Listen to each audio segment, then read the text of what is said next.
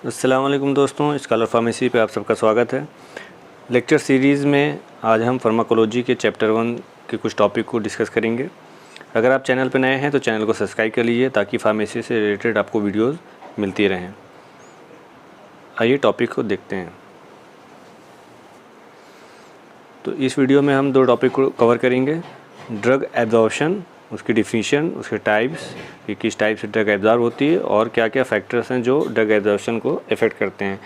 दूसरा जो topic cover करेंगे वो ड्रग डिस्ट्रीब्यूशन है, तो इसकी डिफिनीशन देखेंगे और कुछ फैक्टर्स हैं जो ड्रग डिस्ट्रीब्यूशन को इफ़ेक्ट करते हैं उसको देखेंगे। तो फर्स्टली जान लेते हैं कि फार्माकोकाइनेटिक्स होता क्या है, उसके अंदर ही ये आपके एब्जॉर्प्शन और डिस्ट्रीब्यूशन आते हैं। तो फार्माकोकाइनेटिक साइंस की ऐसी शाखा है जिसके अंतर्गत हम ड्रग के एब्जॉर्प्शन, ड्रग का डिस्ट्रीब्यूशन, ड्रग का मेटाबॉलिज्म, ड्रग का एक्सक्रीशन, इन सब के बारे में हम स्टडी करते हैं। फार्माकोकाइनेटिक जो वर्ड है ये आपके ग्रीक वर्ड से आया है।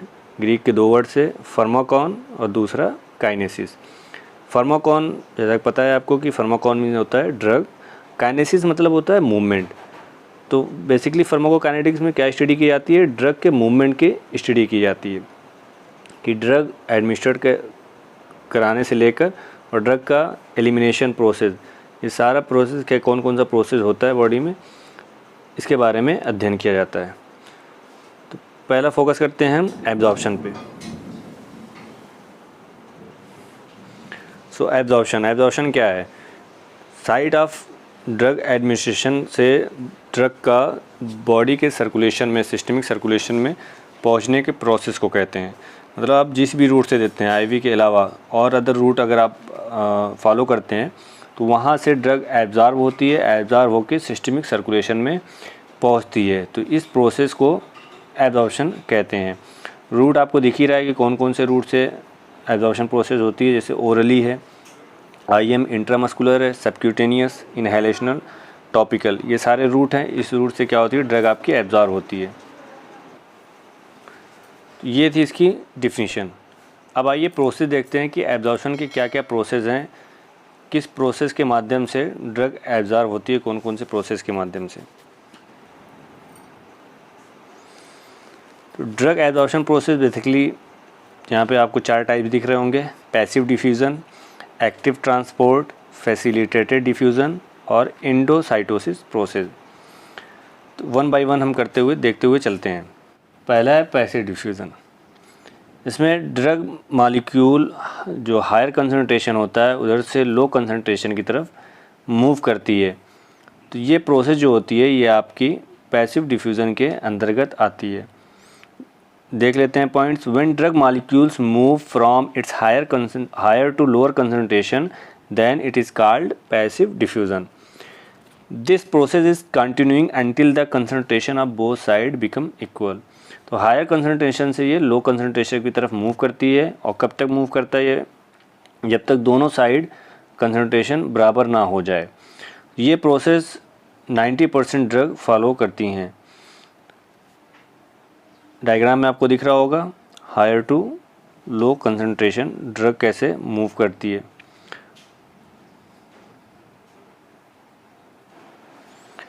दूसरा जो प्रोसेस है वो आपका एक्टिव डिफ्यूज़न या एक्टिव ट्रांसपोर्टेशन। इसमें ड्रग को ट्रांसपोर्ट करने के लिए आपके कैरियर प्रोटीन्स या आयन चैनल्स की ज़रूरत पड़ती है, साथ साथ एनर्जी की भी रिक्वायरमेंट होती है। और जो ड्रग का मूवमेंट होता है ये आपके lower concentration to higher concentration होता है। यहाँ पे डायग्राम में आपको शो हो रहा होगा एक्टिव ट्रांसपोर्ट का कि लो कंसंट्रेशन से ड्रग मॉलिक्यूल जो मूव कर रहे हैं हायर कंसंट्रेशन की तरफ थ्रू द कैरियर प्रोटीन्स और आयन चैनल्स और प्रेजेंस ऑफ एनर्जी।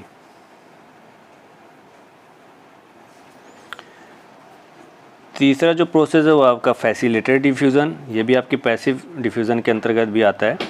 इसमें ड्रग जो मॉलिक्यूल हैं आपके higher concentration to low concentration move करते हैं, बट यहाँ पे कैरियर प्रोटीन्स की नीड होती है और एनर्जी की नीड नहीं होती है। जैसा कि एक्टिव में हमने देखा वहाँ पे कैरियर प्रोटीन की भी नीड होती है, साथ साथ एनर्जी की भी नीड होती है और उसका जो मूवमेंट होता है लो टू हाई होता है।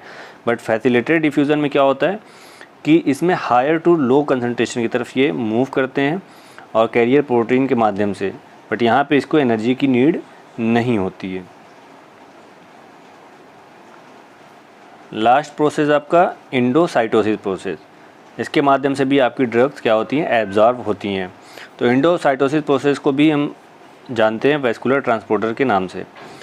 इसमें ड्रग क्या होती है कि आपके दो प्रोसेस फेगोसाइटोसिस और पिनोसाइटोसिस के माध्यम से ड्रग एब्जॉर्ब होती है। फेगोसाइटोसिस मतलब सेल ईटिंग, वहीं पे पिनोसाइटोसिस मतलब सेल ड्रिंकिंग। डायग्राम में आपको दिख रहा होगा कि जो लार्ज मॉलिक्यूल्स होते हैं उसको आपकी सेल्स क्या करती है, इनगल्फ करती है, और उस प्रोसेस को कहते हैं फेगोसाइटोसिस प्रोसेस। वहीं पे जो स्मॉल मॉलिक्यूल्स होते हैं आपके, सेल क्या करती है, उसको ड्रिंक करती है, उसको भी अपने अंदर लेती है, तो इस प्रोसेस को कहते हैं पिनोसाइटोसिस प्रोसेस। और तीसरा ये दिख रहा होगा आपको रिसेप्टर मीडिएटेड एंडोसाइटोसिस। इसमें भी क्या होता है कि रिसेप्टर सेल के मेम्ब्रेन पे प्रेजेंट होते हैं, वहाँ पे जाके आपके मॉलिक्यूल्स बाइंड होते हैं और उसके माध्यम से फिर वो ड्रग आपके सेल के अंदर पहुँच जाती है। तो ये आपका था एंडोसाइटोसिस प्रोसेस। ओवरऑल प्रोसेस हमने देख लिया। पहला प्रोसेस हमने पैसिव डिफ्यूज़न देखा, दूसरा एक्टिव डिफ्यूज़न देखा, तीसरा हमने फैसिलिटेटेड डिफ्यूज़न देखा, और चौथा क्या है, एंडोसाइटोसिस प्रोसेस। तो ये 4 प्रोसेस थे जिसके माध्यम से आपकी ड्रग एब्जॉर्ब होती है और एब्जॉर्ब होकर सिस्टमिक सर्कुलेशन में पहुंचती है। अब फैक्टर्स देख लेते हैं कि कौन कौन से फैक्टर्स हैं जो ड्रग के एब्जॉर्प्शन को अफेक्ट कर सकते हैं। तो ड्रग की फ़िज़िकल स्टेट, पहला पॉइंट देख लेते हैं फ़िज़िकल स्टेट। ड्रग की फ़िज़िकल स्टेट कैसी है?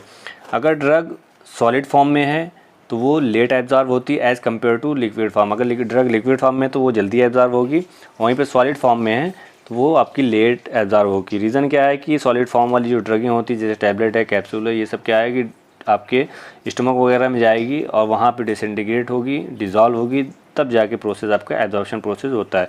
लिक्विड वाले में क्या है कि डिसइंटीग्रेशन वाला प्रोसेस नहीं होता है और डायरेक्टली ये क्या होता है, एब्जॉर्ब होना शुरू हो जाते हैं।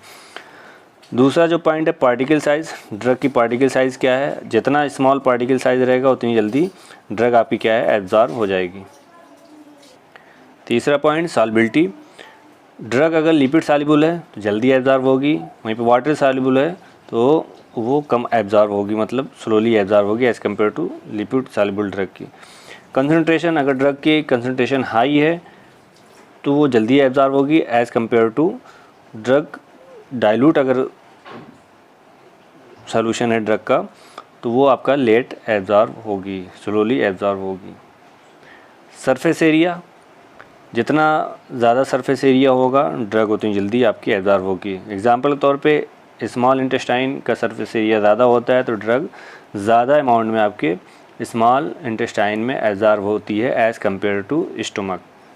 पीएच ऑफ ड्रग्स, ड्रग के पीएच पे भी डिपेंड करता है और जहाँ पे एब्जॉर्ब होना है उसके भी पीएच को पे डिपेंड करता है। अगर ड्रग एसिडिक है तो स्टमक में एब्जॉर्ब होगी, वहीं अगर ड्रग बेसिक है इन नेचर है तो आपके स्मॉल इंटेस्टाइन में या इस इंटेस्टाइन एरिया में एब्जॉर्ब होगी।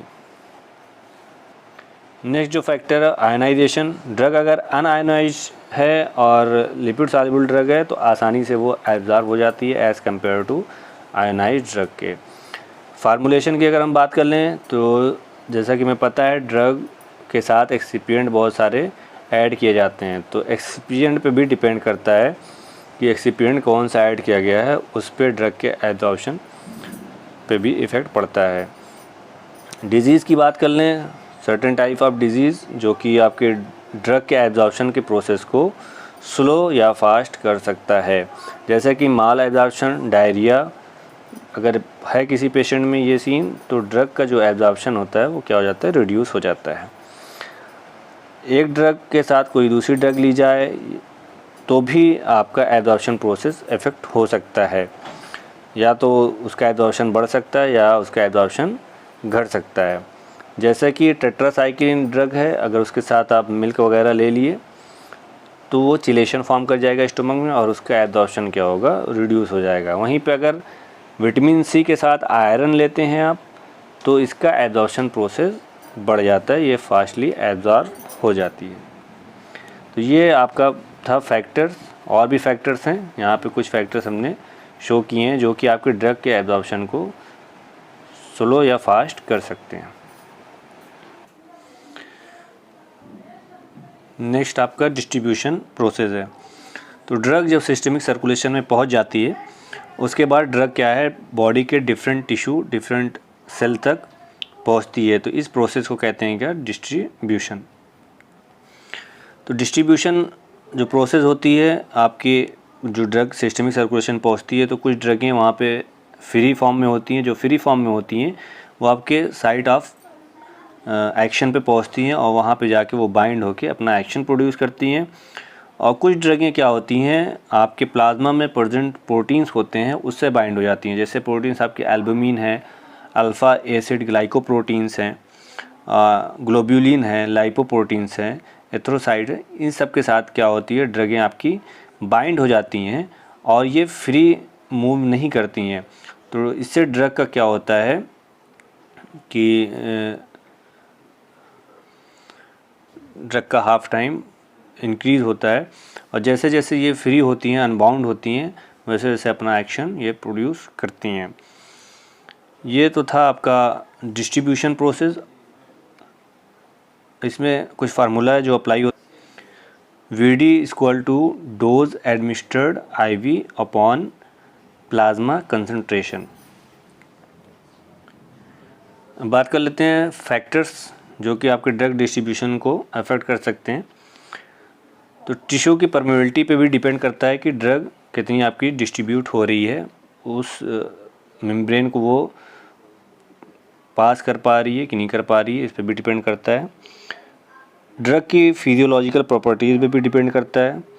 जो फिजियोलॉजिकल बैरियर्स होते हैं ड्रग क्या उसको डिफ्यूज़ कर पा रही है कि नहीं कर पा रही है, इस पर भी डिपेंड करता है। ऑर्गन और टिश्यू की साइज़ पे भी ड्रग का डिस्ट्रीब्यूशन डिपेंड करता है। ड्रग का टिश्यू कंपोनेंट से बाइंड होना, ब्लड कंपोनेंट से बाइंड होना, ये भी मैटर करता है ड्रग के डिस्ट्रीब्यूशन को। जितना ये बाइंड होगा उतना डिस्ट्रीब्यूशन इसका कम होगा।